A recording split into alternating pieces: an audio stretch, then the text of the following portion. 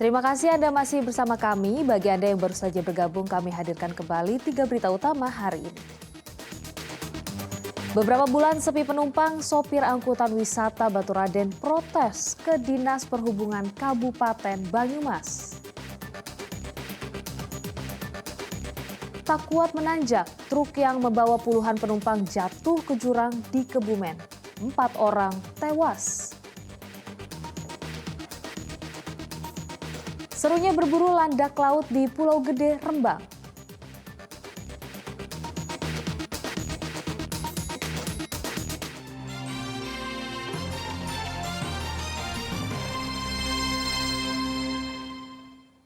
Seorang perempuan muda yang merupakan anak yatim piatu asal kota Salatiga disekap dan dijadikan budak seks oleh pria kenalannya di media sosial selama berbulan-bulan.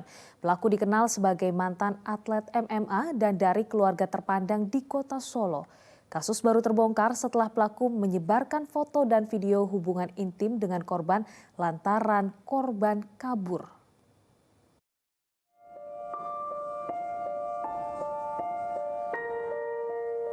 Kakek dan nenek dari perempuan muda berinisial BA masih terpukul dengan peristiwa memilukan yang menimpa cucunya. Selama 8 bulan, BA disekap dan dijadikan budak seks oleh pria kenalannya di media sosial berinisial JR asal kota Solo. Kondisi korban saat ini masih depresi berat dan dirawat di rumah aman milik pemerintah kota Salatiga. Menurut keterangan keluarga, korban berkenalan dengan pelaku melalui media sosial. Korban yang baru lulus SMK tidak berpikir panjang untuk menemui pelaku lantaran dijanjikan akan diberikan pekerjaan untuk mengelola sebuah kafe di kota Solo. Ternyata ini hanya modus pelaku. Selama 5 bulan sejak Mei hingga September 2022, korban disekap dan disetubuhi pelaku. Korban sempat kabur kembali ke kota Salatiga. Namun korban tidak berdaya karena diancam pelaku bila foto dan video hubungan intim yang direkam diam-diam oleh pelaku akan disebar. Karena takut, korban pun kembali ke Solo dan kembali disekap hingga Januari 2023. Pertama kali kan katanya kan lewat HP, istilahnya lewat aplikasi apa kan kita kurang tahu. Terus diajak ketemuan tapi ketemuannya bukan di sini, di Solo.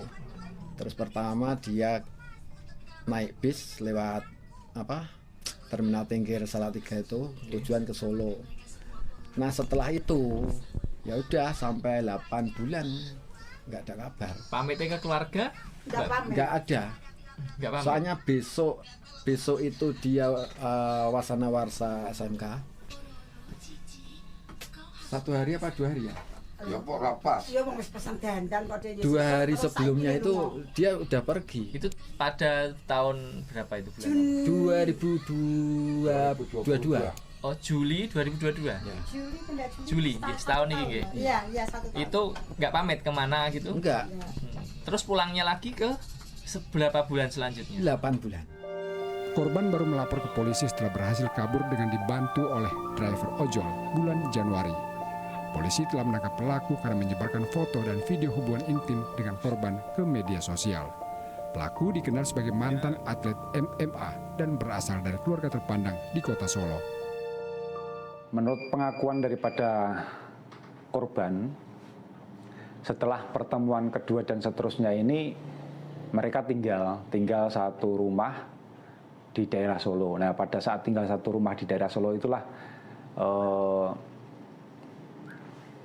artinya mereka melakukan suatu hubungan dan membuat video ataupun foto-foto. Nah, 11 Mei 2023 ini ada video ataupun foto yang dikirimkan oleh terduga tersangka melalui akun maupun HP milik daripada korban. Dan yang menerima pertama kali adalah keponakan daripada saudara BA sendiri.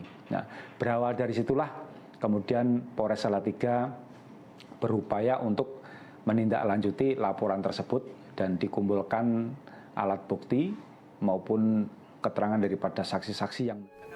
Polisi menjerat pelaku dengan pasal berlapis sehingga terancam pidana penjara 6 tahun dan atau denda paling banyak 1 miliar rupiah. Yulianto melaporkan dari Salatiga.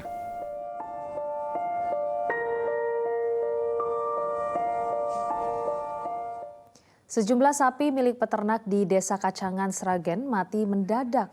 Petugas melakukan pengobatan dan mengambil sampel tanah di kandang untuk mengungkap penyebab sapi mati mendadak.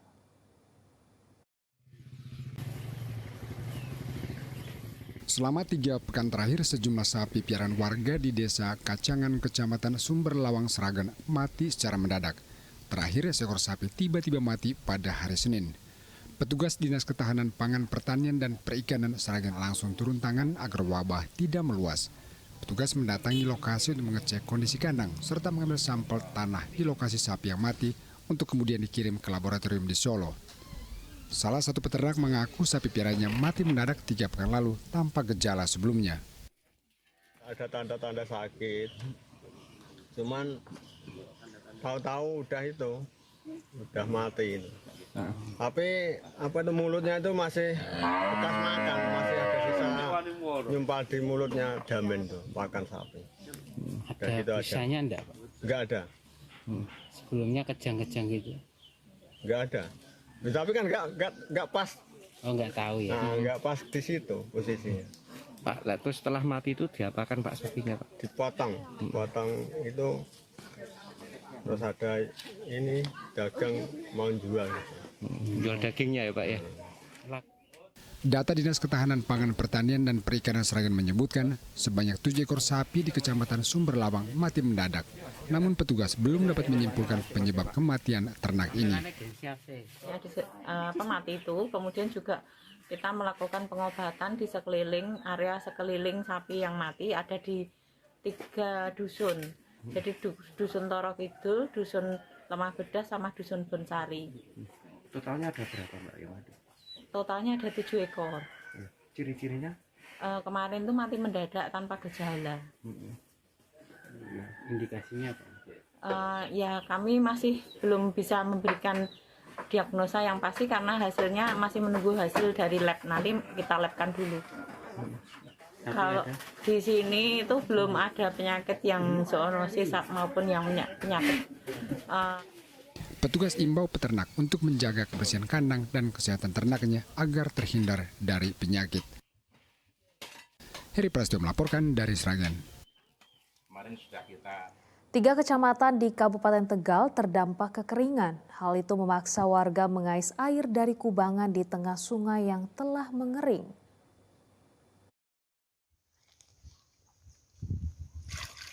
Musim kemarau menyebabkan sumber air di 3 kecamatan Kabupaten Tegal mengering. Hal itu menyebabkan warga desa Harjosari, Kecamatan Suradadi putus asa. Untuk bertahan hidup, warga terpaksa mengais air dari kubangan sungai yang kering untuk kebutuhan rumah tangga. Sudah 3 bulan warga kesusahan. Jika ada bantuan air bersih yang datang, warga langsung menyerbunya. Mereka saling berebut lantaran khawatir tidak kebagian. Udah 3 bulan ya. Iya. Terus pulangnya pakai apa? Mandinya di cenang, di kali. Di kali. Iya, pakai itu di kolak tanah. Iya, pakai gayung. Itu tiap hari. Ya setiap hari. Kalau pagi jam 6. Kalau sore? Kalau sore ke situ mandinya pakai tubak. Di sungai ya? Ya di sungai atau cuma di koakan itu. Selain Kecamatan Suradadi, Kecamatan Warureja dan Kecamatan Jatinegara juga terdampak kekeringan akibat musim kemarau. Kuncoro Wijayanto melaporkan dari Kabupaten Tegal. Jika Anda berkunjung ke sebuah pulau, pasti yang akan ditunggu-tunggu melihat pemandangannya yang indah. Salah satunya sunset alias matahari tenggelam. Di Rembang, Jawa Tengah ada sebuah pulau tidak hanya menyajikan panorama. Pengunjung juga bisa mencoba hal-hal baru seperti berburu landak laut atau bulu babi. Yuk kita lihat keseruannya.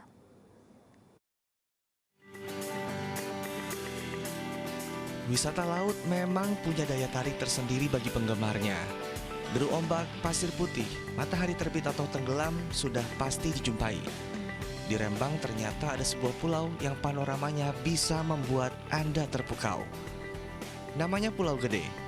Untuk menginjakan kaki di pulau ini, pengunjung bisa menyewa perahu dari Pantai Pasir Putih Wates, Desa Tasik Harjo, Kecamatan Kaliori. Tak butuh waktu lama, sekitar 30 menit akhirnya sampai juga di Pulau Gede. Pulau Gede tidak berpenghuni, Selain disuguhkan oleh panoramanya yang cantik, di pulau ini pengunjung juga bisa mencoba hal baru, seperti berburu landak laut. Karena durinya memiliki racun, pengunjung disarankan menggunakan kayu agar tetap aman. Landak laut atau bulu babi banyak dijumpai di sebelah selatan Pulau Gede. Saya penasaran soalnya nggak pernah makan ya. Cuma lihat di YouTube itu. Terus nyarinya gimana? Pakai harus hati-hati ya? Iya, takut ketusuk durinya itu tadi. Harus pakai kayu ini. Mau dimasak rencana? Ya rencana nanti mau dimasak sama teman-teman di sana. Setelah landak laut terkumpul, pengunjung bisa menyantapnya. Tapi tidak usah takut, meski durinya sangat beracun, namun daging landak laut mengandung sumber kalori dan vitamin yang tinggi. Ada yang memakan landak laut secara langsung, ada juga yang terlebih dahulu dibakar. Selain landak laut, pengunjung juga bisa berburu kepiting dan kerang. Pengunjung yang ingin datang ke Pulau Gede tidak dikenakan biaya. Mereka cukup membayar biaya sewa kapal sebesar Rp450.000. Arif Nur melaporkan dari Rembang.